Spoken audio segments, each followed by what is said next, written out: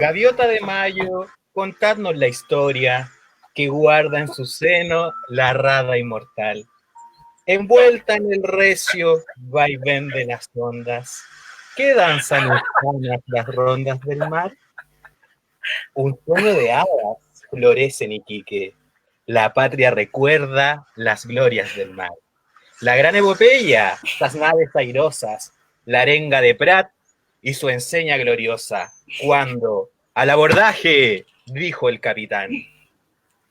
Oh Chile glorioso, oh patria querida, el viejo Neptuno nos hace soñar, y se alza hasta el cielo su invicta bandera, bañada en la sangre de la raza chilena, la sangre del héroe del mar. Saluden los himnos al héroe de mayo, las flores más bellas que adornen su altar. El gesto de Prat y sus bravos marinos merecen saltarse en cantos divinos, porque eso es la patria, su gloria inmortal.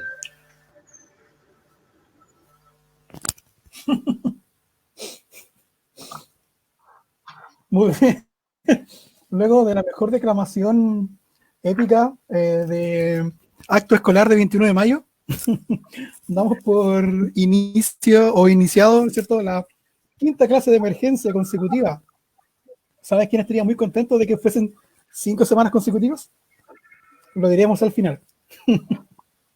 El día de hoy, además de nuestro querido compañero que acaba de declamar un poema a la patria, nos acompaña Marita Araya.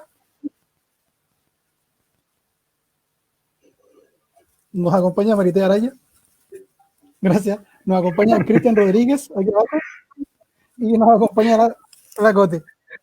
La Cote. Como habrán sospechado después de esa hermosa declamación, el especial de hoy día de clase de emergencia es por el día del completo. No, mentira. Es por el Día de las Glorias Navales. Así que hoy día nos espera un programa bastante diverso, entretenido, donde vamos a estar hablando en nuestras secciones lo siguiente, ¿ya?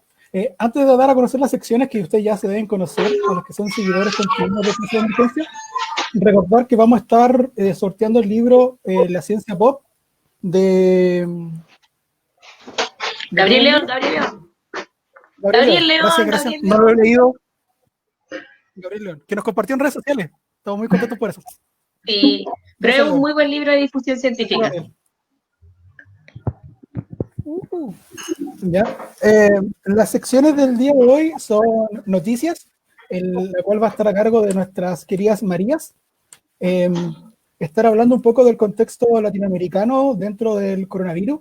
Como yo creo que ustedes todos y todas saben, lamentablemente América ocupa el primer lugar a nivel de contagio en el mundo, pero hay excepciones.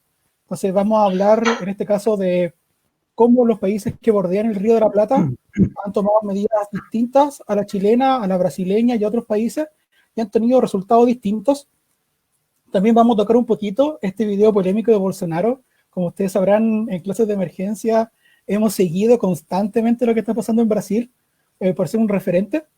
Después de esa noticia y después de ese un poco de pelambre que lo que está pasando entre Montevideo, Buenos Aires y Río, vamos a viajar a la historia, ¿no es cierto? Y vamos a reflexionar un poco sobre las glorias navales, ¿ya? ¿Hay gloria en el ejército de Chile? ¿Los personajes que nos han pintado como grandes sueres lo son? Esas y otras reflexiones con respecto al 21 de mayo, Arturo Prat, el combate naval de Iquique y sobre todo la guerra del Pacífico, van a ser comentadas por nuestro querido amigo y profesor de historia Cristian Rodríguez, al otro lado, y también, ¿no es cierto?, por el declamador Juan, que va a estar, ¿no es cierto?, comentando un poco esta figura. De antemano, esto es va a ser un spoiler de Baradit, tomo 1, por si no se lo ha leído, no vea el programa. No, mentira. Cristian, no digo más comentarios sobre Baradit porque el Cristian después me va a pegar. Y en la sección de infografías voy a estar yo con el Juan, si no mal recuerdo, comentando las 2 infografías que publicamos esta semana. Y finalmente, como ustedes sabrán, en la sección de recomendaciones vamos a estar dando distintas recomendaciones de cada uno de nosotros para hacer más llevadero esta cuarentena, este proceso de pandemia a nivel local y a nivel nacional. Así es que, sin más relleno, sin más preámbulo, y dándole el paso a las compañeras, Marité y Cote, las dejo para que puedan comentar un poco lo que ha pasado en América durante esta semana.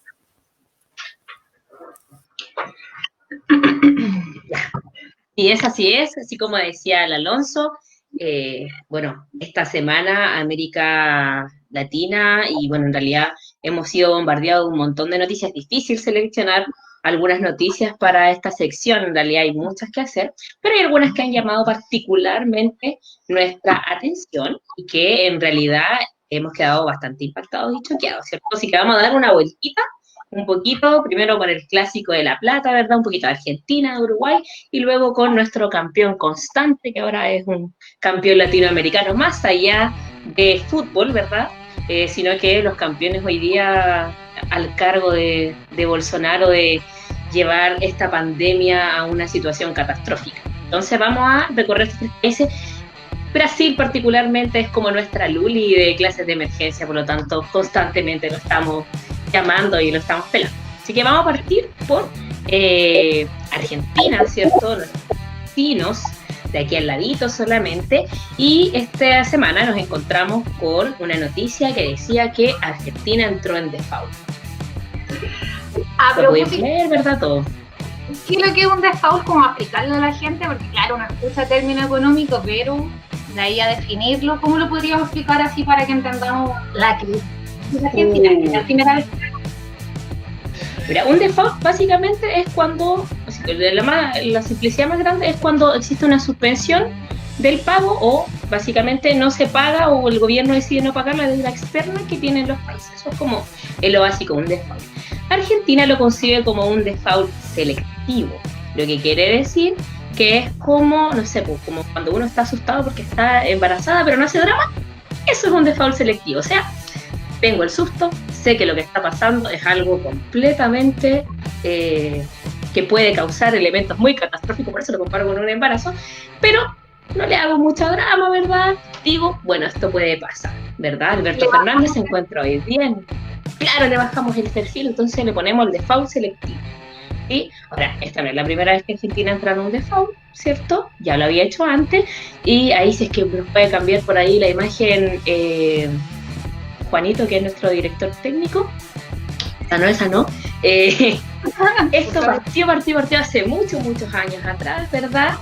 Y lo vamos a ver con un personaje que tiene que ver con Chile y con nuestra Miss Universo, ¿cierto? Ahí está, tenemos a este personaje célebre, obviamente con nuestra diva Boloco Cecilia, que es nuestra diva, la diva chilena, y desde Menem, en adelante, un poquito antes, ¿verdad? Viene una crisis económica en Argentina, bastante compleja. Nosotros hemos visto, en un momento Argentina tenía una comparación del dólar 1:1, era una potencia latinoamericana fuertísima, gigante, más allá de la potencia del fútbol. Imagínense haber ganado con Maradona y además de eso, ser el granero del mundo, ser espectacular y de repente irse a una crisis que en realidad ha tenido altos y bajos constantes. Hoy día nos encontramos en este default que en realidad va a mostrar también lo más feo del capitalismo salvaje y hostil, lo tenía que decir.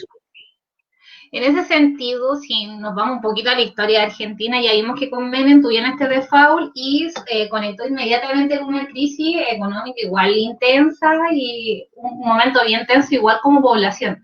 ¿Podríamos hacer la misma similitud ahora con este nuevo default más blando o selectivo que le han puesto como nombre? Sí, hay que considerar que Argentina ha tenido una historia económica bien diversa, o sea, ha tenido distintos modelos económicos en un espacio muy reducido de tiempo. Por ejemplo, Chile constantemente independiente del gobierno, del supuesto gobierno progresista que nosotros tuvimos después del sí y el no, supuesto gobierno progresista le vamos a poner, lo que en Chile pasó fue la profundización de un modelo neoliberal y por lo tanto el modelo económico era constante. Ahora, ¿qué pasó con Argentina?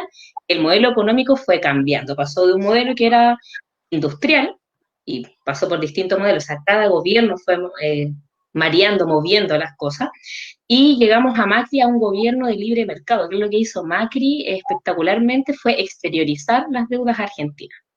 Entonces vamos a tener... Libre mercado, que ahora se escucha mucho como concepto y que como que varios gobiernos lo están adoptando, es una tendencia últimamente. Sí, pero vemos en la experiencia argentina que no es tan favorable, ¿cierto? En el gobierno de Macri se cambia este modelo económico que es de libre mercado y Macri lo que va a hacer o va a dejar al final a este gobierno que recibió Alberto Fernández, ¿cierto? Es un 53% de inflación en el 2019, o sea, la inflación se fue a la punta. Ahí tenemos esta cara de Macri, esta cara de víctima total. Y además de eso, con Macri, un tercio de la población está en pobreza. O sea, tenemos un 33% de pobreza, lo cual es brutal para un país. Esto pasó, ¿verdad?, en el 2019 y nos encontramos con una pandemia y una crisis sanitaria en donde tenemos un tercio de la población en condiciones de pobreza. O sea, es un caso externo. Ahora, ¿qué es lo que pasaba más o menos, como para ir recordando un poquito la historia? ¿Qué pasó con los Kirchner, verdad? Que más allá de lo diva que nos parezca Cristina Fernández y todo lo demás, ¿qué pasaba? Que los Kirchner lo que hicieron fue estatizar algunos productos, ¿cierto? Entonces, por ejemplo, había cobro del gas, no había cobro de la luz, del agua, que son las condiciones básicas que en realidad hoy día nosotros necesitamos. Y lo que Macri hizo al exteriorizar la deuda, tratando de explicarlo en los conceptos más básicos posibles, fue hacer que la gente corriera con el gasto de estos elementos. Por lo tanto, empobreció a la ciudadanía, exteriorizó la deuda, pero no logró llegar a poder cubrir esta deuda que tenían. Y como no se pudo cubrir, el 22 de mayo, si es que no me equivoco, Argentina entra en este proceso que es el proceso de default, que Alberto Fernández propone a sus acreedores externos el poder pagar esta deuda en un periodo de 3 años más. O sea, lo que está pidiendo, como todo un winner, es que esta deuda pueda pagarse efectivamente, por eso le llaman un default selectivo, pueda pagarse, pero no ahora, sino que más adelante. Ahora, ¿qué condiciones va a traer esto para la gente? Esa es la pregunta como más grande.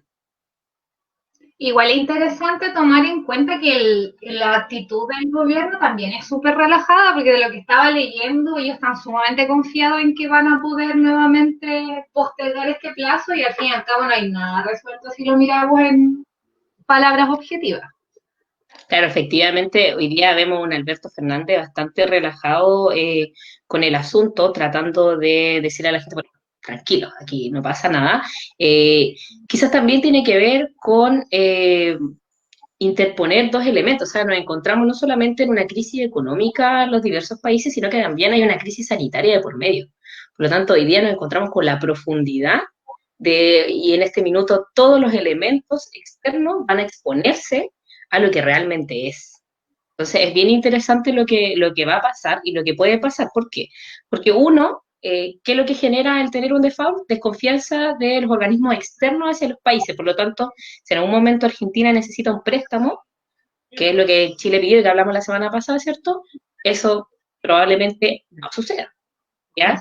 Y lo otro es que los acreedores pueden pedir así como, ya, ¿sabéis qué? Yo quiero que nos paguéis la deuda y pasamos por bloqueos, pasamos por distintas cosas. Entonces, cuando yo decía hace unos minutos atrás que pasamos por lo más salvaje del capitalismo, lo más hostil, lo más deshumanizado, es cuando en realidad priorizamos elementos numéricos, económicos, antes de la propia humanidad. Entonces, lo que tenemos en Argentina y lo que va a pasar en el exterior y lo que también tenemos que tener ojo, que sirve un poquito de enseñanza, de ejemplo, es que lo que pase con los mecanismos externos va a ser un reflejo de lo que nuestro sistema económico mundial quiere de nosotros. O sea, vamos a tener la deshumanización completa del capitalismo, en donde es más importante el elemento económico antes que permitirle a un país tercermundista, como somos todos en América Latina, en poder solventar esta crisis económica. Entonces, eso complejiza mucho más los asuntos.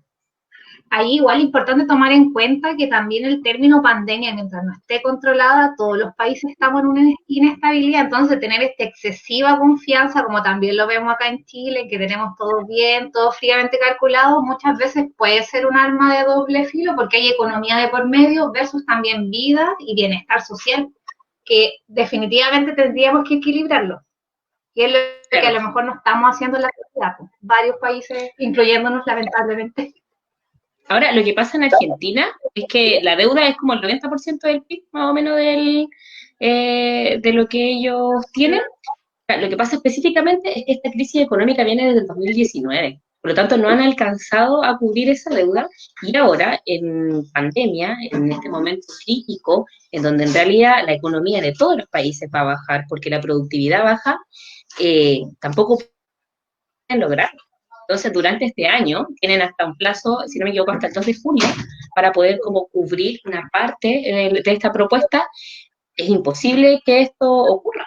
Efectivamente, o sea, si Argentina decide hoy día pagar la deuda con la economía que tengan, que ya está muy baja, ¿cierto? Que tiene un 11,5% de baja, si decide hoy día pagar, o sea, ¿qué va a pasar con la deuda que es externa? ¿Cierto? O sea, ¿qué va a pasar con lo que yo quiera importar al país? Entonces, eso es lo difícil. Nos avisan por ahí que nos queda un tiempito cortito. El tema de Argentina es un tema para hablarlo horas, horas, horas, horas, horas. Yo creo que lo podemos volver a tocar. Pero tenemos al ladito, ¿verdad? Cruzando Mar del Plata, a un país que en realidad hoy día sería como el oasis de la pandemia, porque en realidad es un país que ha sabido cubrir de buena manera la crisis, pero que tiene un elemento particular, porque es el país latinoamericano, incluyendo, ¿no es cierto?, hay varios que no lo hemos hecho, que no ha entrado en una cuarentena obligatoria. Entonces tiene esa característica. Ahora, ¿qué cosas que Uruguay sea tan espectacular? De verdad es el verdadero oasis, porque alguna vez nos nombraron a nosotros, no lo éramos, pero es importante mencionar que al tener un asunto tan controlado, sin entrar con medidas de restricción, también responde un poco a cómo las autoridades se han presentado ante la población. Si nosotros un poco revisamos el plan de contingencia que ha hecho cada país en este COVID, que todo depende del contexto claramente, la cantidad de habitantes es un factor que influye, porque son poblaciones pequeñas, claramente mucho más fácil de controlar que nosotros. Uruguay es la mitad de Santiago. Ahí tenemos un parámetro bien claro, ahí intenso para comparar. Pero vale mucho de cómo ellos han transmitido la información. Desde el instante cuando se inició este proceso, lo primero que hicieron fue cerrar colegios, cerrar fronteras y los eventos masivos eliminados completamente. Entonces, los focos donde había mayor acumulación de gente fue donde ellos lograron controlar. Y el seguimiento de los pocos infectados que hubieron al inicio fue súper riguroso.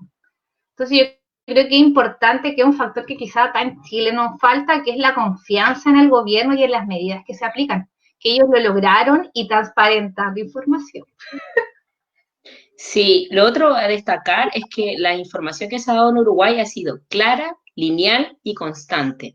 Nosotros tenemos hoy día un gobierno que nos dice, bueno, tienen que hacer cuarentena. Bueno, pero no pueden todos hacer cuarentena porque efectivamente tienen que salir a trabajar. Y después te dice, bueno, pero vayan a tomarse un cafecito, si total la curva está bajando, de repente la curva aumentó, se duplicó, y llegamos a un elemento, no, tienen que quedarse todos guardados. Y hoy día sale nuestro maravilloso ministro diciendo, bueno, pero puede salir a caminar, vaya a pasear el perro, haga su vida normal, porque estamos en normalidad, y las regiones y comunas que se encuentran con bajas cantidades de contagiados deberían volver a la normalidad y hasta deberían volver a clase. O sea, tenemos un doble discurso que en Uruguay no se ha dado, y lo otro, y es un dato, en Uruguay no se ha reprimido a la gente por salir a la calle.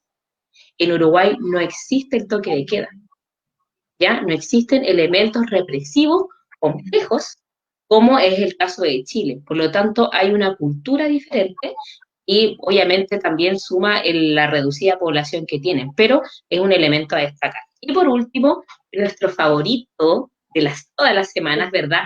Es nuestra vedette, nuestra, no sé, yo creo, estoy entre, ¿es nuestra Luli o nuestra Jenita Larraín de clases de emergencia, ¿verdad? No podemos dejar, y justo va a aparecer por ahí este enemigo común, Bolsonaro, ¿verdad?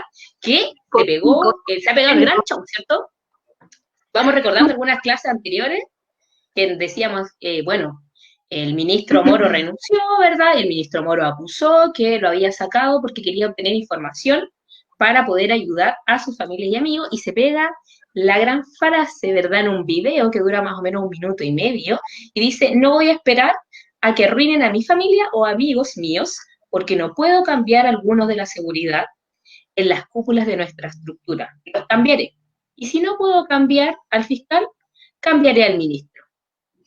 Lo saco. Así de simple. Si no me sirve, lo saco. ¿ya? Cero Esto genera diplomacia. cero diplomacia y con una autoridad compleja. Recordemos que Bolsonaro es un personaje que regularmente habla sin pelos en la lengua, pero en esta ocasión no solamente habló sin pelos en la lengua, este texto después se cubrió y dijo que lo habían malinterpretado. A mí me parece que las palabras son súper claras. No se presta para interpretaciones, esa es mi propia reflexión. Y en realidad entramos a un proceso súper complicado porque lo que está cometiendo, lo que está sucediendo son elementos profundamente que van atentando contra la democracia. Y además, como datito, esta reunión duró más o menos 3 horas, hasta que mostraron, y Bolsonaro no habló casi nada del COVID.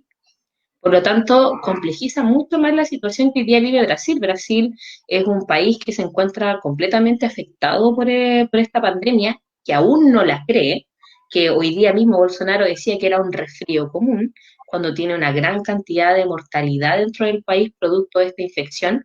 Entonces nos encontramos con un país sumamente complejo. O sea, sinceramente, más allá de la creencia de cada uno, no se puede asumir las creencias particulares cuando la ciencia objetivamente te está diciendo que tienes que tomar medidas. Entonces, Ahí estamos con un importante Brasil complicadísimo. indicar que igual como presidentes y gobierno, lo más importante es tomar en cuenta los antecedentes, datos objetivos, cantidades. Brasil ya está segundo ahí en los niveles de contagio, tampoco se han visto medidas drásticas o algún paso o alguna estrategia para que vea una solución. Por ende, sigue y va a seguir, yo creo, en nuestras noticias porque es una situación que claramente no la van a controlar luego y no está a la disposición. No, tampoco. Y destaquemos que en realidad este gobierno de fanatismo que nace a través del fanatismo, para que tengamos ojos también, es importante considerar que producto de esto no se han tomado las medidas necesarias. O sea, es un país que hoy día se encuentra en complicadas situaciones y que además de eso, sumémosle más y más elementos. O sea, yo creo que como ya nos queda poquito tiempo, nos queda por reflexionar cuáles son los efectos Sí, directos de lo que está sucediendo. No lo vamos a ahondar hoy día, no vamos a profundizar en eso, pero lo vamos a dejar pendiente claramente para la siguiente sección, porque las noticias que hoy día teníamos eran noticias bien crudas, bien duras y bien llamativas, ¿verdad? Que nos bien afectan a fuerte. América Latina completa, fuertísimo, fuerte, dijo por ahí Luli. Latinoamérica sigue estando en las noticias. Vamos a seguir estando agregar como 2 datos a los que señalaban los compañeros acá, más allá que la Marité seguramente me va a acusar de Maxplain. Sí, te voy a acusar de todo. La primera es que Así que mejor no hables. el video, el juez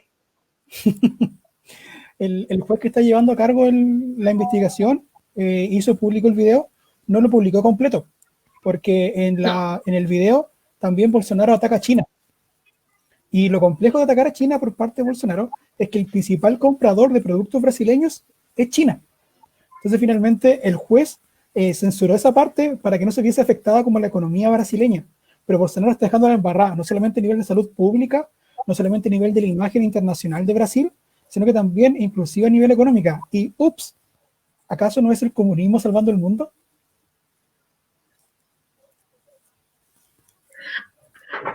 Yo creo que nuestra síntesis final de estos 3 elementos, y es nuestra síntesis final, ya lo habíamos hablado, es que en realidad el modelo económico ya no da para más. Este capitalismo llegó a su tope, llegó a su fin. Esta crisis sanitaria lo que ha hecho es mostrarnos lo más deshumanizado del capitalismo, lo más duro, lo más complejo, y lo que nos deja en realidad como enseñanza es que este modelo no nos sirve si nosotros queremos mantener una humanidad estable. Ahí igual siento, me van a censurar. Todos los gobiernos manejan en cuanto a crisis sanitaria, que es importante destacarlo. La vida igual vale la pena. Así es. Y otro dato como solo anecdótico de todo esto, es que yo creo que todos hemos visto en redes sociales esta lógica de como que el coronavirus ha vuelto que los delfines vuelvan, los cisnes, se recuperó el agujero de la capa de ozono, y como que en todos los países del mundo el coronavirus ha hecho un elemento positivo para el medio ambiente. ¿Dónde será el único país donde eso no se ha visto reflejado? Brasil. En Brasil, durante el periodo del coronavirus, aumentó la tala de la Amazonía, de la Amazonas. Ha aumentado durante este periodo. O sea, Brasil de verdad es un universo paralelo a lo que está ocurriendo en el resto del mundo. De verdad, es otro Macondo. Ya, yo creo que nos quedan todavía varios capítulos, ¿verdad?, para cerrar esta temporada de clases y claramente seguiremos pelando a Brasil y seguiremos con nuestros cagüines noticiosos de la semana. Así que nosotras ya nos dejamos para que continúen con sus Muchas clases, gracias queridos. a las dos por ver este panorama de Argentina, Brasil y Uruguay. Y, ¿no es cierto?, como resumen, finalmente recordad que estos países componen el cono sur. Chile, Brasil, Argentina y Uruguay.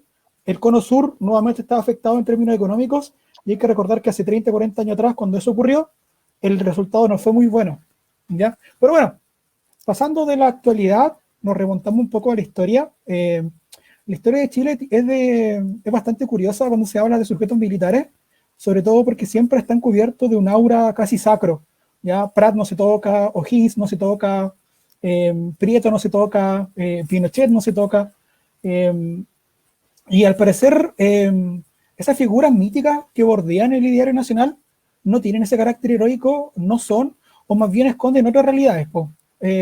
Nuestro querido compañero Juan hablaba sobre la patria, pero la pregunta es, ¿qué es la patria? ¿Existe realmente? ¿O es si no una construcción? Y si una construcción, ¿quién la ha construido? ¿Y por qué se ha construido como se ha construido? Y bajo ese diario es fundamental hoy día hablar un poco de la figura de Prat. Ya quizás nuestro profesor de historia, el profesor Juan Carlos Cura, decía lo siguiente con respecto a la figura de Prat, y ahí le doy el pase a los chiquillos. Prat es el único héroe en Chile que une. ¿Ya? ¿Por qué decíamos nosotros manga de ignorantes de 20 años? Decía lo siguiente, por ejemplo, O'Higgins Carrera. Hay algunos que están a favor de O'Higgins, otros a favor de Carrera. Sigamos adelante, hay algunos que aman a Pinochet, otros que odian a Pinochet. Carlos Ibáñez del Campo, hay algunos que aman a Carlos Ibáñez del Campo y otros que odian a Carlos Ibáñez del Campo, por decir algunos líderes militares. Pero a Prat, al parecer a Prat todos lo aman. Prat es el único héroe militar, al parecer, que une esa conciencia nacional que es fundamental para forjar la patria. Así es que, después de esta pequeña reflexión y ahondar a este héroe que une, vamos a quedarnos con Cristian Rodríguez y Juan Tirado, que al parecer van a decir un par de verdades sobre Prat. Sí. Muchas gracias por esa introducción, Alonso. Lo que te vamos a comentar y le vamos a comentar a ustedes, chiquillas, chiquillos y chiquillas en las casas, es un poco sobre los antecedentes, ¿cierto?, que nos llevaron a la guerra, al periodo, ¿cierto?, conocido como la Guerra del Pacífico, y también comentar un poquito sobre esta figura un tanto mítica de Arturo Prat, ¿ya? Para eso yo les voy a relatar un poquito unas cositas que leí de este libro, ¿ya?, que se llama El Libro del Mar. El Libro del Mar, sí, polémico nos pusimos hoy día, es una edición del Estado Plurinacional de Bolivia, en donde aborda, ¿cierto?, la misma problemática marítima que a nosotros nos enseñaron, ¿cierto?, durante tantos años en el colegio de una manera, pero tomada desde otro punto de vista, desde otra perspectiva. Recordemos que desde donde nosotros nos situemos para describir un fenómeno van a cambiar, ¿cierto?, nuestro contexto, nuestras distintas maneras de percibir una situación, ¿ya? En este caso, ¿cierto?, nosotros para poder entender, ¿cierto?, cómo se origina este conflicto, debemos remontarnos quizás hace varios siglos o milenios atrás, en donde podemos ver que entre el altiplano y la misma costa actual del norte de Chile existían ciertas culturas ya prehispánicas, como la cultura tiwanaku, luego, ¿cierto?, el imperio inca, y que lograron, ¿cierto?, tener una armonía o un contacto, ¿cierto?, entre el territorio marítimo, ¿cierto?, y el altiplano, los Andes, ¿cierto?, americanos, ¿ya? Esta constitución, ¿cierto?, esta forma de ocupar el territorio fue modificado drásticamente con la conquista española, ¿ya?, en donde surgieron el concepto, ¿cierto?, de los virreinatos, ¿ya? En 1542 surgió el virreinato del Perú, en donde estaba, ¿cierto?, la Real Audiencia de Charcas, en donde se ubica donde se ubicaba, ¿cierto?, lo que conocemos actualmente como Bolivia, ¿ya? A eso de 1825 aproximadamente se logra la independencia boliviana, ¿ya? Y en esta independencia nosotros podemos, ¿cierto?, ver de que toda la porción, ¿cierto?, que nosotros conocemos actualmente, ¿cierto?, como la región de Antofagasta, estaba anexada al territorio boliviano. Ahora, una de las principales dificultades, ¿cierto?, que nosotros tenemos para poder ver esta continuidad en el territorio, se basa en analizar un poquito su geografía. en cómo el desierto, ¿cierto? O cómo el mismo cordón montañoso impide quizás un flujo, una circulación constante de habitantes de Bolivia a este territorio. Esto llevó a que a eso del 1840 aproximadamente, intensas oleadas de chilenas y chilenos fueran a habitar este territorio, ocupándolo, ¿cierto?, hasta incluso el paralelo 23, ¿ya? Es decir, grandes masas de personas se trasladaron a trabajar principalmente en las guaneras, en las salitreras, ¿ya?, para obtener abono o materia prima para realizar explosivos, ¿ya?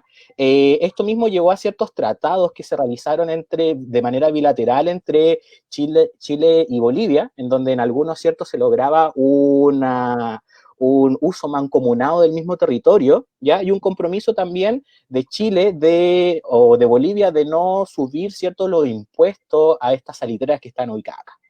¿Qué es lo que ocurre? Ocurre que en la última, ¿cierto?, en el último cuarto de siglo de 1800, ya ocurren ciertas catástrofes, ciertos desastres naturales, muy similar quizá a lo que está ocurriendo actualmente, ¿cierto? Ocurre un cataclismo, un terremoto, un maremoto, hay ciertos años de sequía entre 1877 y 1878 que dejan a Bolivia, ¿cierto?, en una situación muy precaria, ¿ya? Para eso, ¿cierto?, Bolivia decide aumentar los impuestos al salitre que es sacado, ¿cierto?, por el puerto de Antofagasta, y a lo que Chile, ¿cierto?, responde con una ocupación militar en el año 1879, ¿ya? Luego de esto, ¿cierto?, conocemos todos estos antecedentes que se desencadenaron en una guerra de guerrilla en ciertos lados, ¿cierto?, desencadenaron en combates en el mar, y en otros lados, ¿cierto?, tratados entre Perú y Bolivia, que se metía Argentina, que no se metía Argentina, y desencadenaron, ¿cierto?, uno de los puntos cúlmenes, ¿cierto?, que nosotros conocemos como el combate naval de Iquique, en donde emerge, ¿cierto?, esta figura de Arturo Prat.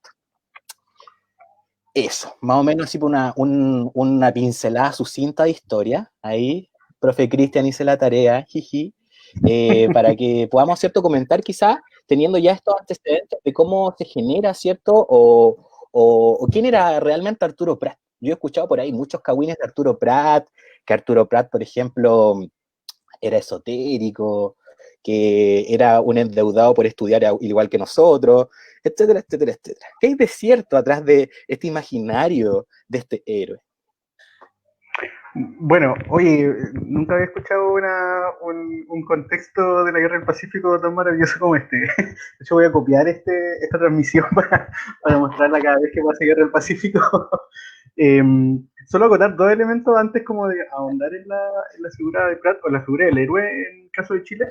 Tú habías mostrado el libro del mar y es interesante cómo me acordé cuando sacamos como clase de emergencia la infografía sobre la historia de la censura del libro. Y el libro del mar fue uno de los libros censurados hace muy poco tiempo. De hecho, hay un caso muy particular acá en la región de Coquimbo donde se le entrega a un grupo de estudiantes y después se le ordena sacar, devolver y se les quita a los estudiantes. Así que me acordé cuando sacamos la info de la censura del libro. Y el otro elemento es que con lo que tú dices, ahí nosotros podemos establecer de que, bueno, el primer mito que se da sobre el tema de la guerra del Pacífico es precisamente el concepto de Pacífico, porque es increíble cómo que es un concepto que se acuña solo en Chile, en el relato de la historia de Chile, porque de Pacífico tiene muy poco, dado que de los 4 años que dura la guerra, son meses los que se pelean en el mar y los otros se pelean en tierra. Entonces se le acuña un nombre que no generaliza todo el conflicto de la guerra, y el por qué, y netamente es porque Chile, quienes escriben la historia, y ya vamos a andar en eso, no quisieron acusar lo que efectivamente es, que esto se trata más bien de una guerra económica. De hecho, Bolivia y Perú la entienden como la guerra del salitre, o como una guerra económica, y nosotros todavía la entendemos como guerra del Pacífico, ¿cierto? Y en realidad es una guerra donde lo que aquí se confronta son los intereses de la oligarquía chilena, producto de todo lo que dijiste tú del tema del impuesto y del control de la aduanera o de la salitrera, que en realidad no es un control que vaya a tener Chile, sino que es un control que se les va a entregar a los ingleses. Nada más que eso. Finalmente, podemos ver, ¿cierto?, aquí cómo históricamente se ha utilizado a Latinoamérica como un saco de recursos naturales de los cuales se van a exportar, ¿cierto?, a otros continentes. Totalmente. Ahora, bien, esta guerra del salitre o esta guerra del Pacífico, como siempre nos han enseñado, nos hace sí hacernos la pregunta o nos lleve a preguntarnos qué pasa o cómo construimos la figura heroica en nuestro país. Yo creo que ahí ese es el punto de inflexión y en lo que vamos a abordar. ¿Qué pasa con la figura del héroe? ¿Cómo se construye en nuestra república? Y es interesante establecer de que, bueno, héroe, la figura del héroe le sirve a cualquier república o a cualquier país para crear imaginarios nacionales. Y estos imaginarios nacionales también obedecen a cómo vamos a crecer o cómo proyectamos nuestro país. Y nosotros podríamos hacer una lista tremenda de héroes que nosotros podemos encontrar dentro de la historia de Chile, que nos han enseñado en el sistema educativo o que vamos a encontrar en elementos simbólicos, nombres de calle, estatuas o los mismos billetes, por ejemplo. Y aquí nosotros vamos a encontrar que las características son por lo general comunes. Primero nosotros desde una base vamos a considerar, vamos a tener un panteón de héroes, todos o la mayoría ligados al mundo castrense, al mundo militar, al mundo de las Fuerzas Armadas, por lo general son hombres. Nosotros recién hace 2 décadas podríamos decir que la historiografía nacional ha incluido otros personajes u otros escenarios dentro del relato histórico, y la mayoría pertenecen a la aristocracia. Y el por qué, porque la historia también nosotros tenemos que hacer un mea culpa también los que enseñamos o divulgamos el tema de la historia desde un lenguaje pedagógico en el caso de los profes, o desde ya un estudio más acabado en el caso de la historiografía. La historia tiene una intencionalidad, o el relato histórico tiene una intencionalidad cuando nosotros lo publicamos. Y muchas veces, y ha costado tanto poder sacar esta intencionalidad de la historia, que es parte de la historia de los vencedores, que al final son los que escriben o los que han escrito históricamente los fenómenos o los relatos históricos en Chile. Entonces, estos vencedores nos entregan esos elementos o nos entregan esas características del héroe, pero es interesante lo que pasa con la figura de Prat. Es interesante porque efectivamente, como decíamos en la introducción, Prat fue uno de los elegidos cuando para el Bicentenario se hizo este concurso de los grandes chilenos de la historia. Prat fue uno de los ganadores de ese concurso, a pesar de que efectivamente habían otros personajes que uno pudiese decir así como, oh, deberían haber ganado. Pero claro, tiene que ver con la introducción que se nos hacía antes, de que Prat efectivamente es una figura que no encuentra oposición. Y no encuentra oposición, y acá como adentrándome como en el elemento, no sé si su biografía o lo que se ha escrito de él, pero efectivamente, Prat es una figura que tiene múltiples de lecturas, y tiene múltiples lecturas desde esta historia vencedora, esta historia desde la aristocracia, pero también tiene una lectura desde esta historia invisibilizada. Entonces, es interesante lo que nos entrega la figura de Prat considerando el contexto de la Guerra del Pacífico.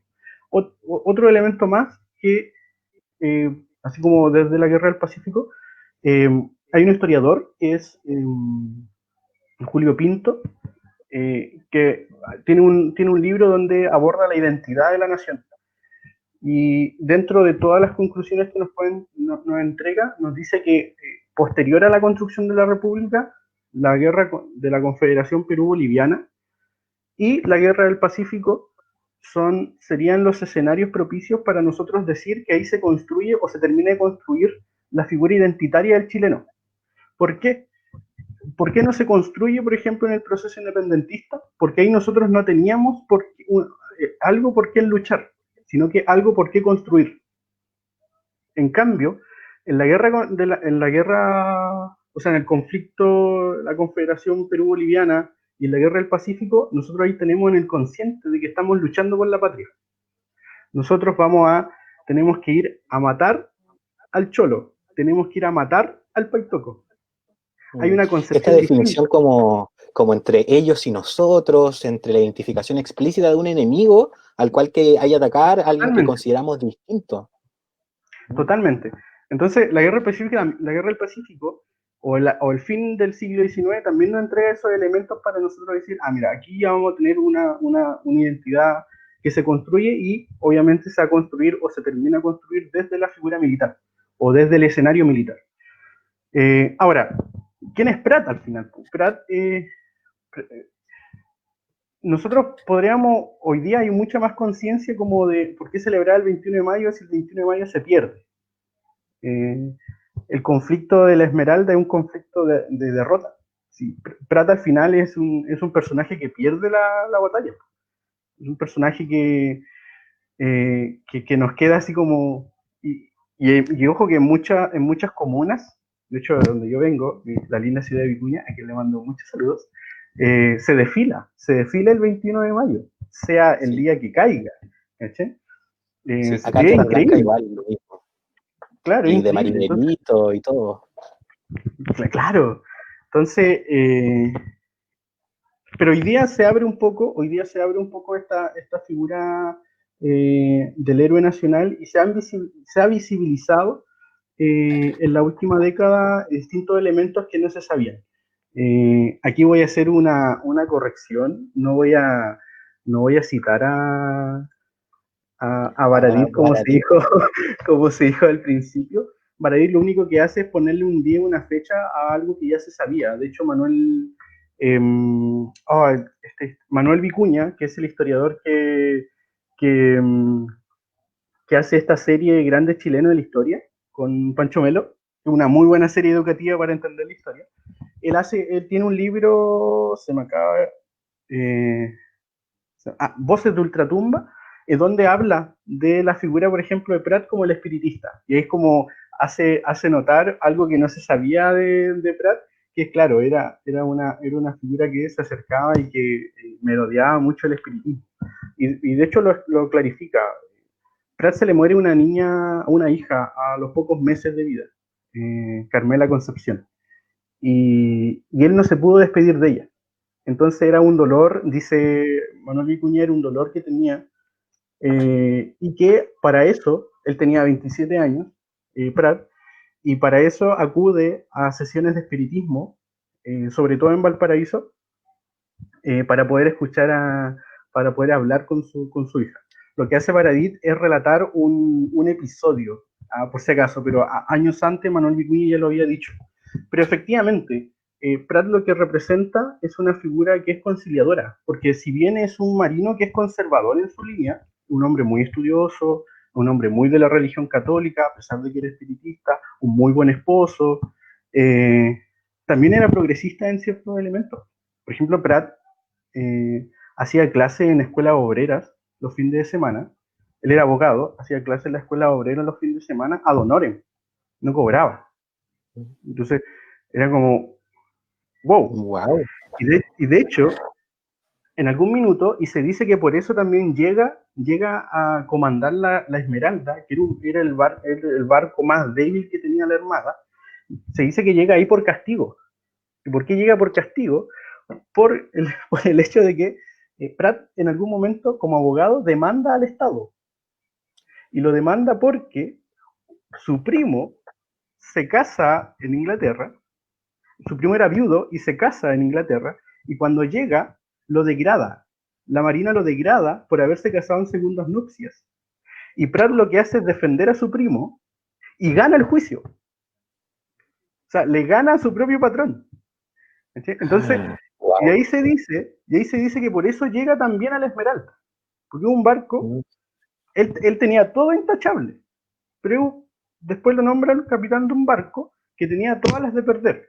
Y se dice ahí, según los cagüines históricos, que llega ahí de castigo por haber peleado con el jefe, por haber peleado con su patrón, digamos.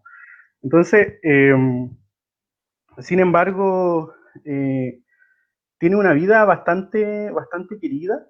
Se le narra también como un muy buen esposo. Hay unas crónicas que hablan sobre las cartas que se mandaba él con Carmela, que era su esposa, y es donde deciden cosas muy cotidianas juntos. Entonces también era como alguien que mandaba en la casa, mandaba a Carmela. ¿Caché? Entonces, era muy buen papá también. ¿Y cómo se llama?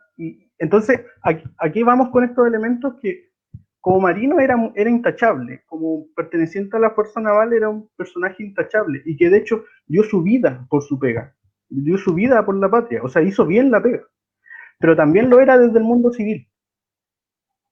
Y por lo general nosotros cuando hacemos estas diferencias, muchas veces combinamos cosas. Entonces, por eso generamos como odiosidades o generamos como oposiciones con héroes como, entre comillas, padres de la patria, como los Rodríguez o Higgins, porque no hacemos esta separación del mundo de lo que ellos hacen con su vida cotidiana, y sí lo vamos a tener nosotros con la figura de Prat. Ahora, hay otro elemento como cliché o de la copucha que pueden sostener el por qué la Armada toma la figura de alguien que fue derrotado en la guerra como héroe nacional. Que en realidad yo no sé si la comparta mucho, pero que dentro de los combates navales hay dos figuras. Hay una figura perdedora y una figura vencedora. La figura perdedora ya es Prat, porque pierde el combate naval de Iquique frente al Huáscar. Y la figura ganadora sería la de Condel. ¿Cuál es la diferencia?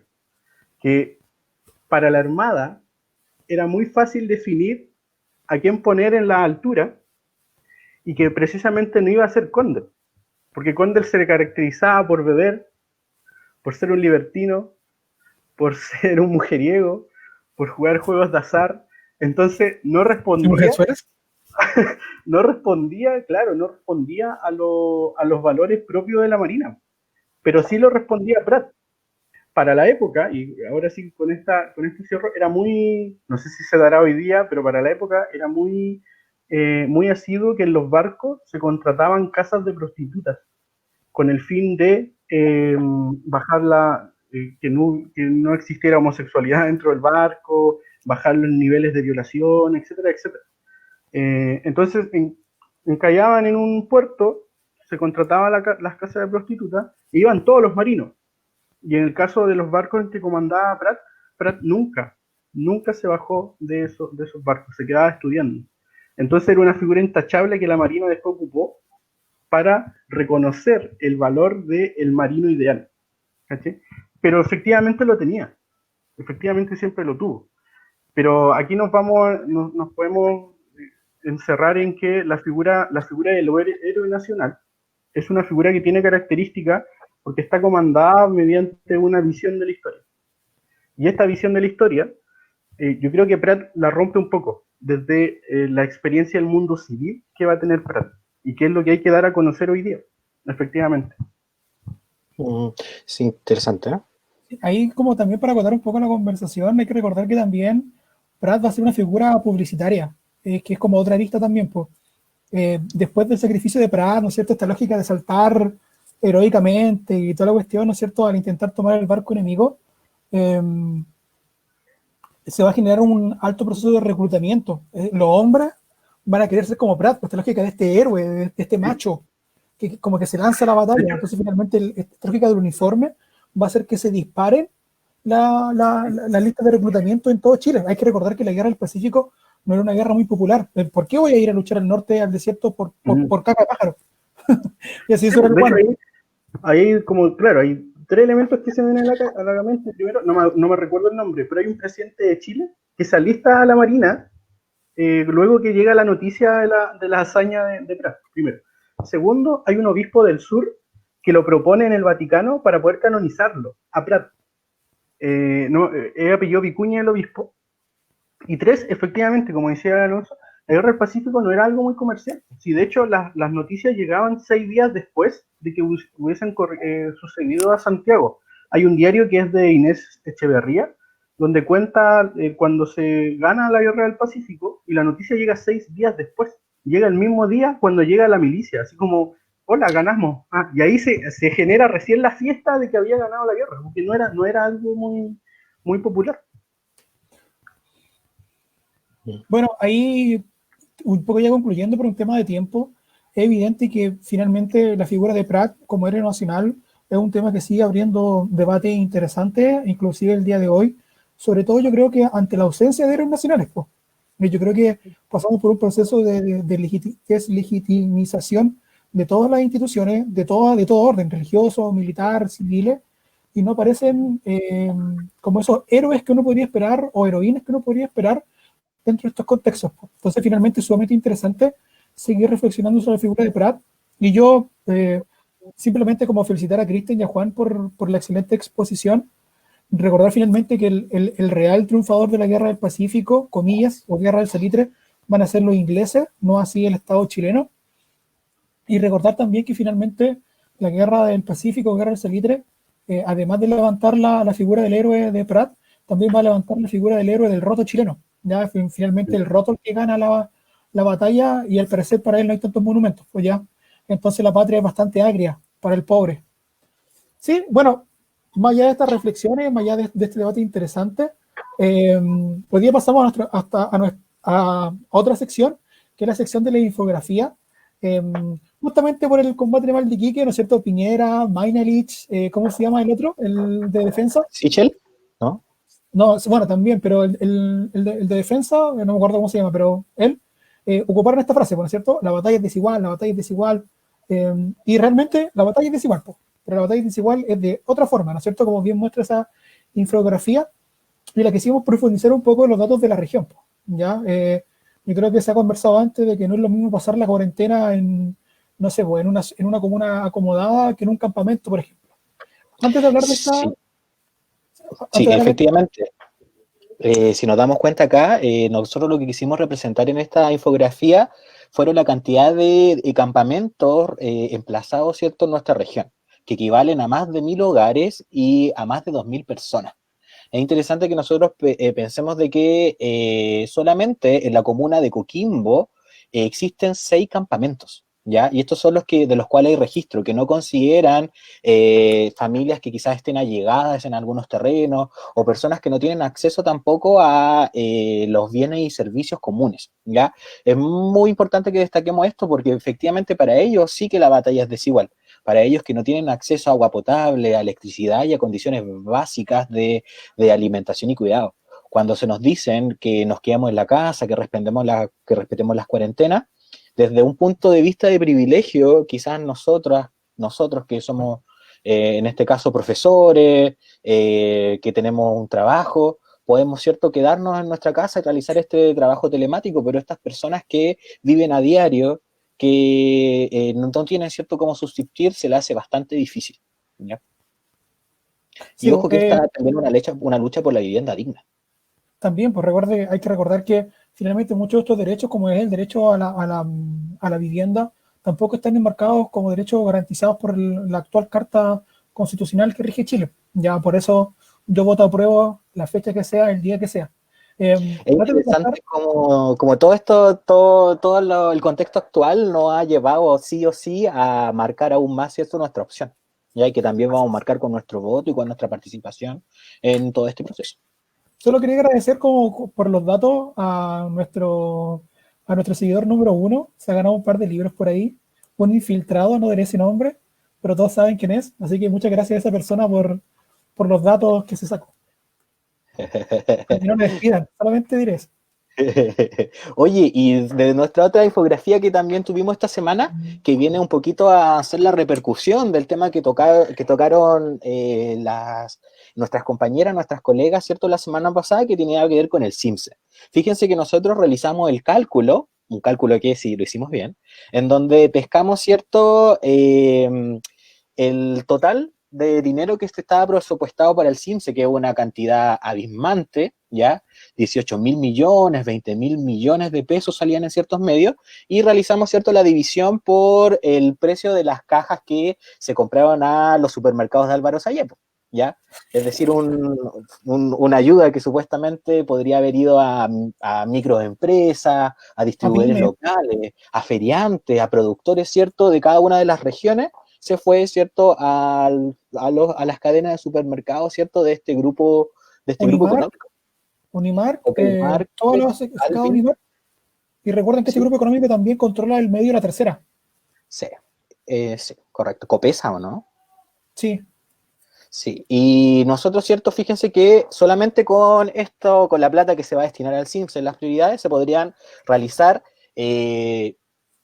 fíjense la cifra que aparece ahí, 500.000 de cajas de alimentación, una cifra extremadamente grande, y esto de cálculo lo hicimos con las 35 lucas, ¿ya? Yo he tenido la oportunidad de conocer ciertos gérmenes de cooperativas que están surgiendo acá en la población, realizaron una caja básica que contiene 4 legumbres, que contiene fideos, atunes y varias cosas, y no les salió más de 11.000 pesos, ¿ya? Hoy veía ciertas imágenes de la supuesta caja que está llegando de alimentación, y obviamente lo que está llegando no vale los 35.000 pesos. Entonces, oye, finalmente, aquí estamos destinando de recursos para paliar una crisis a los bolsillos de los grandes empresarios, ¿ya? Cosa que también podemos establecer el paralelo con lo que comentamos con el Cristian recién, pues. Finalmente, los grandes ganadores de la Guerra del Pacífico no fueron las chilenas y los chilenos, sino que fueron los gringos que controlaban las salitreras, ingleses. los ingleses. Con respecto al tema de las cajas, no sé si viste la polémica de hoy día con respecto a la chef Paula Larenas en Canal 13. Sí, que decían Dijo, cómo aumentar, cómo hacer rendir la caja, algo así, ¿o dijo no? que en vivo y en directo, no sé si lo vieron ahí, que lo vayan comentando las personas, dijo que si la gente tomaba 3 litros de agua al día, permitía aliviar la sensación de hambre.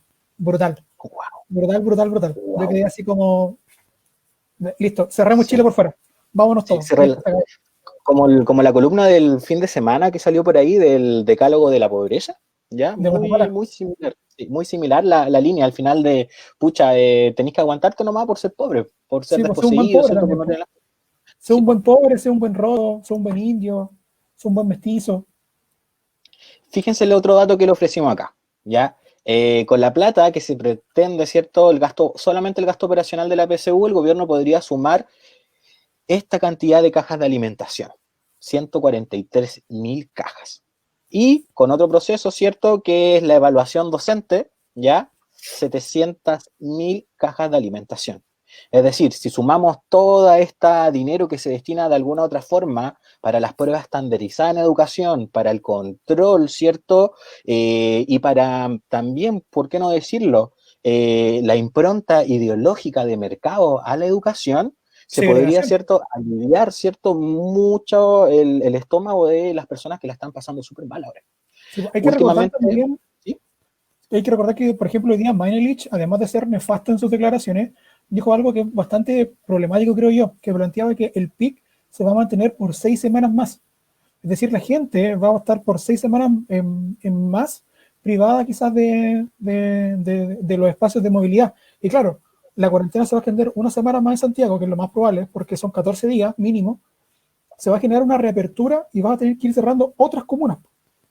Entonces, finalmente, la lógica de dar cajas va a ser una lógica que va a quedar pequeña, y sobre todo cuando se miente públicamente. Piñera dijo que era el 70%, luego se salió a aclarar que era el 70% del 40%, que es finalmente el 28% solamente de la población. Correcto. Incluso la misma ayuda que va a llegar a nuestra región es súper insuficiente. Según la CACEN del año 2017, las personas que se consideran pobres, ¿cierto? Son cerca de 92.000, y las cajas que llegan, ¿cierto?, son inferiores a esa cantidad.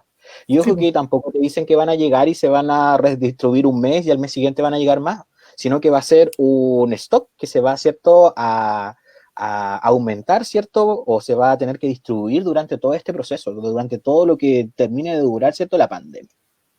¿Ya? Oye, ¿cómo están las redes sociales a todo esto? Hay que ver, tú eres el DJ de esta orquesta. Fíjate Oye, acá, pero qué nefasto todo, ¿eh? sí, súper, súper, súper nefasto. Fíjense acá, nos hacen un comentario respecto a las cajas. ¿Qué dice ese comentario? El infiltrado, el infiltrado, el infiltrado. Bueno, Infiltrado. finalmente sí, pues también. Conce es otro tema, porque finalmente Conce y el Gran Concepción es la segunda concentración de mayor cantidad de población en Chile. Por ende, si es que en Concepción la pandemia y el coronavirus se desata, Santiago y Concepción con coronavirus masivo, olvídate. Olvídate. Tienes el 70% de la población chilena encerrada. Terrible, ¿no? Eso ya es, no sé, Bolsonaro, rescátanos. Buena. Oye, mira, también saludo aquí a la Claudita, a la Claudia Pilar, sí, su apellido es Pilar, que reacciona, ¿cierto?, ante las polémicas que estábamos comentando recién respecto a las glorias navales. Tenemos un ejército maldito, recuérdalo siempre. ¿Finalmente existen las glorias del ejército o no? Yo creo que eso es un tema mucho más amplio y estamos ya justo en la hora, pero es importante que se debata, porque finalmente uno de los actores políticos más relevantes de la historia de Chile es sin lugar a dudas el ejército. Para finalizar el día de hoy, como siempre, pasamos a las recomendaciones. Voy a partir por la mejor recomendación, la más entretenida, la más divertida, la que estoy seguro que en su casa les va a encantar porque es profundamente masiva. Cristian Rodríguez. Yo voy a seguir en la línea de... Me voy a dormir por mientras, espérame. Oye, la recomendación de la historieta para adultos mayores fue muy buena. En la línea de la concepción de la historia y los nuevos personajes o los nuevos escenarios, yo quiero recomendar 2 libros de una autora chilena que, bueno, la serie se llama Chilenas, de María José Cumplida, tanto es el tomo 1 y Chilenas Rebeldes, tomo 2, donde yo creo que lo que hace María José Cumplido junto con otras autoras también a nivel mundial y latinoamericano es reivindicar la figura importantísima de la mujer en los pasajes históricos y destruir esta concepción de heteronormada o esta concepción heroica varonil de la aristocracia que hemos enseñado por años y nos da, y no solamente la critica y la destruye, sino que nos da elementos importantes de lectura. Así que, de hecho, el segundo, sobre todo, a mí me encanta porque sigue la misma línea de Mujeres Bacanas, que es otro libro muy bacán, y que tiene la biografía y tiene ¿cómo se llama? Una ilustración al lado. Así que mantengo la línea de los libros históricos. Cambió la recomendación el maldito. Para los fans de clase de emergencia, Cristian te va a pasar como recomendación. Déjame el bonus track. Ya, bonus track para Cristian. La maldita rata lo cambió. Juan, ¿cuál es tu recomendación de esta semana? Ya, mi recomendación va a que desarrollemos también otro sentido que es súper importante, que es la audición. Hay muchas veces que nosotros estamos realizando una tarea y no podemos quizás leer y hacer una tarea al mismo tiempo, pero eso no significa que no podamos culturizarnos. Este es el caso de un podcast que voy a recomendar hoy, que se llama el podcast de La Ciencia Pop. Recuerdan que hoy vamos a regalar un libro, ¿cierto?, que estamos sorteando. Este podcast es del mismo autor de este libro, Gabriel León, que es un reconocido, en realidad, fue un reconocido bioquímico de la Universidad Católica. Él ahora se retiró de su trabajo de investigación y docencia y está dedicado de 100% a la divulgación científica. Lo interesante de este podcast es que podemos encontrar capítulos que no superan los 20 minutos, en donde podemos encontrar temáticas relacionadas con las ciencias empíricas, ¿cierto?, las ciencias, obviamente, y como el coronavirus, ¿cierto?, el cerebro, etcétera, etcétera. Ya está súper entretenido este podcast para que paren la oreja y vayan a escucharle, está por la Spotify. Ya, y ahora, después de esas recomendaciones, Cote, ¿tu recomendación de la semana cuál es? No tengo recomendaciones esta semana, pero sí un pequeño saludo y un gran aguante a toda la gente que está ayudando con las ollas comunes, que en Chile nos caracterizamos por ser solidarios, pero que no hay que olvidar que al fin y al cabo siguen siendo limosnas. Esto debería ser justicia para nosotros porque tenemos que tener derecho a la vivienda y lo básico a alimentación. Y la recomendación es que el agua te llena el estómago. Eso no es 3 litros. Eso no es solución. Así que un aguante y apaño a todas las personas que están en estas labores porque es sumamente necesaria, ya que el gobierno a nadie. Oye, hablando de solidaridad, no sé si vieron hoy día la polémica, pero la Teletón se quejó de que los 40.000 millones no eran suficientes. ¿No? No podemos todavía generar polémica con la Teletón. Nos faltan 3 capítulos más. Todavía falta un poco. Lo dejo ahí, lo dejo ahí. Calma. Censurado este programa. Muy bien. Aguante. Marité, ¿cuál es tu recomendación de la semana? Ya voy a hacer 2 recomendaciones porque la Cote no hizo ninguna, entonces voy a darle una. La primera que voy a hacer es un librito. Yo he recomendado por un librito, que es este que está aquí, que se llama Cuentos para niños que sueñan con cambiar el mundo. Este es un librito que usamos con mis sobrinos de vez en cuando. Y tiene distintos personajes, que son hombres en este caso, para poder fortalecer también una percepción diferente de las masculinidades y para poder también visualizar en ellos que en realidad el camino que quieran llevar adelante es libre, es amplio y no tienen por qué regirse por lo que la sociedad les diga. Es un libro bien interesante que va a fortalecer también esta nueva percepción de masculinidad en los niños y además tiene una sección que es la sección favorita de mis sobrinos, que es el Che Guevara. Pero después se los voy a mostrar. Viene ilustrado también adentro y es muy bonito. ¿Ya? Y mi otra recomendación es un poquito más entretenida, porque siempre es importante también relajar un poquito la mente. Es un podcast de una persona muy querida para nosotros, ¿verdad? Y se llama El Club de Bordado, no sé si se ve por ahí, que es un podcast maravilloso, entretenidísimo. Yo lo he escuchado harto, me acompañó mucho en mis caminos a la pega y en mis trabajos de planificación y de corrección de pruebas durante mucho tiempo. Así que, y además, muchos cariños para el Jorge porque es maravilloso, espectacular. Son los coreanos. Un besito para el Jorge, un corazón. Mi recomendación de la semana, bien cortita, 2 cosas. Como lo dije al comienzo, Clases de Emergencia lleva más tiempo que la Comuna de París. Aplausos para nosotros. 1848, te superamos. Lenin celebró cuando pasó las 5 semanas y nosotros igual lo hacemos con un completo. No, mentira. Y mi recomendación de la semana, para que vean anarquistas, es la siguiente. Es una aplicación porque en este podcast nos escuchan varios profes también. Me puse Cristian. Y esta aplicación es Padlet, creo que se pronuncia así, Padlet, que te permite hacer como diarios murales y permite como una participación activa entre los distintos profesores. Ahí está. No. Ahí está Padlet. Padlet. Bueno, véala, es buena, es entretenida y le gustan los cabros. Y para cerrar, la gran recomendación de Cristian. Traje una película de terror. Los profesores de Chile. Traje una película de terror y es la priorización curricular. De la cual tengo consejo de eso mañana. Salió publicada y que estoy seguro que va a ser el dolor de cabeza de todos y todas. Y el odio me dolió también hasta el colon. Fuera de broma, yo puedo hablar como desde mi área que es la historia y creo que es sumamente grave lo que hace la priorización curricular, sacando contenidos que son valiosos o que al menos nos ayudan a entender otros fenómenos o contenidos. Así que ojalá esto se queme en una plaza pública y no cometamos los errores. Viva el currículum oculto y nada, a rayarlo no. Deberían utilizar profesores para hacer priorizaciones curriculares. Dejemos a los ingenieros comerciales de lado, no es por nada. Pero si queremos hacer priorización curricular, ¿quién maneja mejor ¿Estamos intensos en la quinta semana? Hoy sí, estamos peleadores hoy día.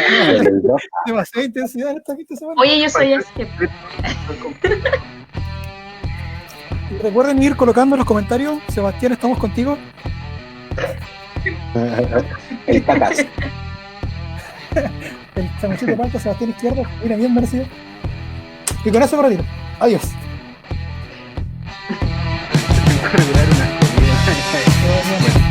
Otra infiltrada.